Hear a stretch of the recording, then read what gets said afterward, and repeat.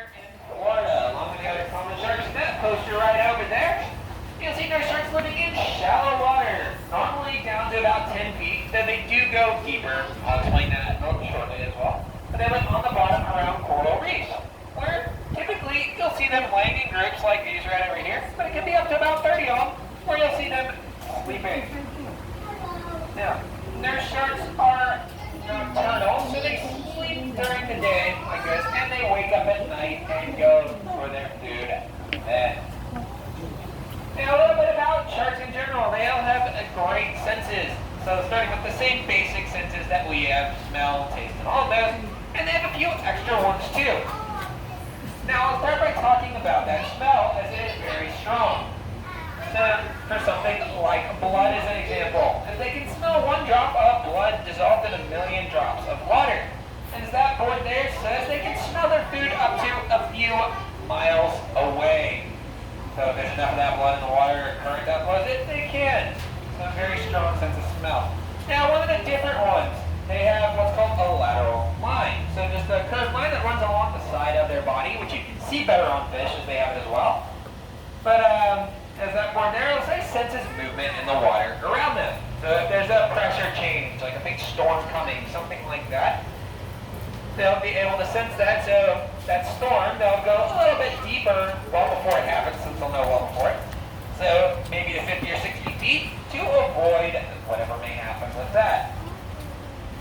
Now, another different one is that they can sense electricity in the water at a close distance.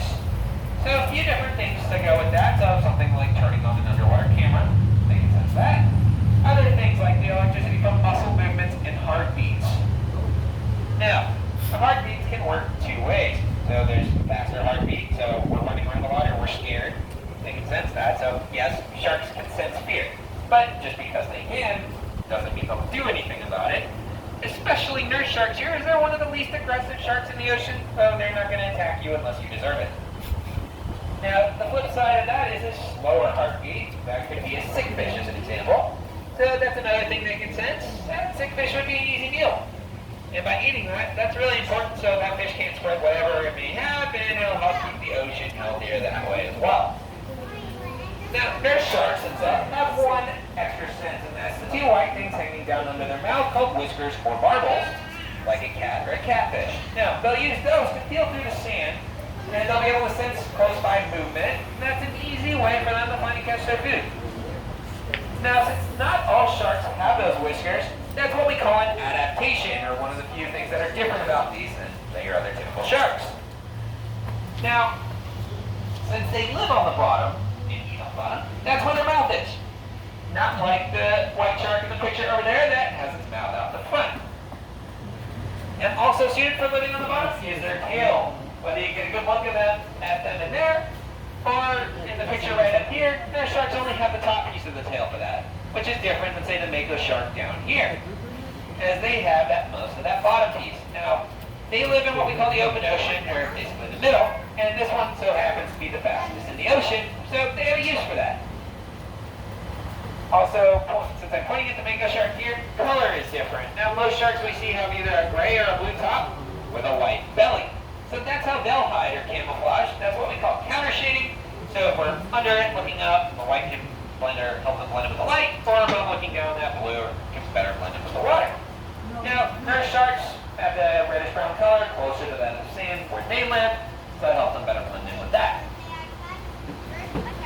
And lastly, I'll ask this one as a question. Has anybody heard that sharks always have to move to breathe? Yeah, I've heard that. That's true, but not for all sharks like these. There's only about a handful, if that, of the larger sharks that can sit still, nurse shark being one of them, but they have a special muscle in their throat that helps them pump water to the gills, and they can sit still as long as they want. So, yes, they can be lazy if they're not sleeping, whatever they want to do. Now, a white shark in that picture over there is one of those that does always have to move to breathe. And if they stop moving, they can actually drown. So, you'll see them constantly swimming. Now, I'll introduce our sharks really quick. So the smallest one on my right is our little Bruce. He is 6 years old. On my left, or the one closest to me here, is our bigger male bruiser. He's 10. And our biggest one in the middle is our female Helen. She's a little older. She's 12 years old. About 6 And nurse sharks will get up to 10 feet and 300 pounds full grown, growing on average around 5 inches per year. So while we do have a while before they get their full size, when they do, this is a bit small for great types of sharks. Now, as part of our expansion here at this aquarium, we are going to be building something a little bit larger than that one over there. That one's 80,000 for perspective. The new one's supposed to be around 100,000 gallons. So for these and hopefully other sharks as well. Now, what I'm going to do is a quick demonstration to show you how we feed them, amongst a couple other things that we use these for. So I do have 3 targets, one for each. So for bigger guy bruisers, and female hound, little guy bruise. Now, we use these to feed them as well as if we have to give them something special like medicine or vitamins. So to make sure the right shark gets what they need, we can separate our sharks with this card here. The right one will come up and touch it, hopefully. And once the right one does, then we give them, like, again, whatever we're using the card for at the time. Now, there is the case. It doesn't happen often as they're pretty smart, but that the wrong shark comes up and touches it, you can see us ignore that. Now, because they haven't eaten yet, I'm going to have to kind of tempt them and probably put this right in front of his face, but, so I'm going to cheat a little bit, just to give him some food. Hey, so he'll come up and touch it. I'm going to try and bring him up here. Right here. And that popping sound is why they're called nurse sharks. That is the suction as you're hearing it because they're getting air with it rather than, of course, the water where you would not hear that otherwise. So again, that's why they're called nurse sharks today. And again, that was the right shark, so yeah, and again, in this case, the food. So, we do have one other animal in here, which is a fish that's not a shark that majority of the time likes to hang out in one of those 2 corners over there. Not always, but most of the time. That is a fish called a Goliath grouper. Goliath, of course, being big, so it may look like a big fish for a normal fish, but for that is a very small young one. So that fish there can get up to 8 feet and about 800 pounds at its full size. Live over 50 years, so that one does have a long way to go, and of course we'll be moved out of here when necessary. But, so we're very lucky to have that in the sharks. So our sharks came from other aquariums where they outgrew where they lived, as well as that grouper. But in addition, that grouper, Goliaths are what we call critically endangered, because they were overfished for many reasons to near extinction.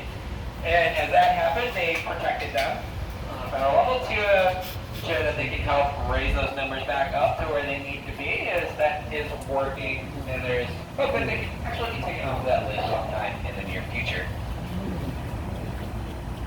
But otherwise, that's it for the presentation. If anyone has any questions, of course, please feel free to ask. And do I have anyone with a red or yellow ticket to feed these? And if I don't, then I'll just feed them a couple longfuls here so everyone can watch. Hey, Bruce, your turn. Sometimes I have to tempt our female, literally just like make it across her face to get her up. She doesn't always come up. Bruiser, right up. Bruce. She'll scavenge the bottom for any pieces that may have fallen. I'm like, did she eat those? Yeah, she did. I think. Good.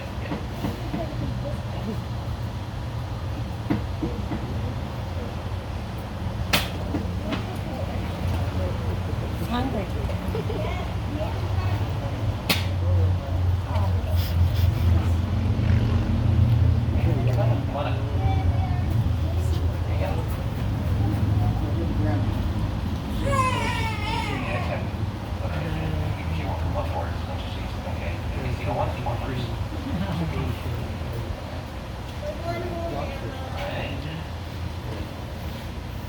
Coming now.